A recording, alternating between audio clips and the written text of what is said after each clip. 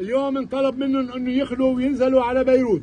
هيدا الشيء نحن بنرفضه، لانه نحن بكنف الدوله ورح نبقى لبنانيه، واذا بدهم اياهم ياخذون عن جد نحن بنروح معهم كلنا سوا. 11,000 نسمه، حضروا مراكز ايواء ل 11,000 نسمه، لانه اذا هن فلوا نحن بنفل معهم. مش مستعدين نكون تحت رعايه حدا غير الدوله اللبنانيه. دولتنا لنا وما بدنا غيرها. برافو ابونا.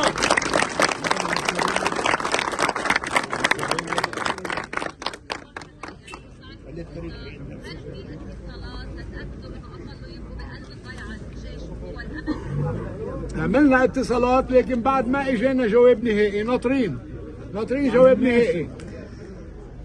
معنيين يعني كلفت انا مثلا، حكيني سياده راعي الابرشيه وهو عمل اتصالات وقال لي انه اتصل بالقصر الجمهوري وعم يتصل بعد بالقيادات كمان، وناطر منهم اجوبه لانه كمان بعد ما ردوا عليه خبر.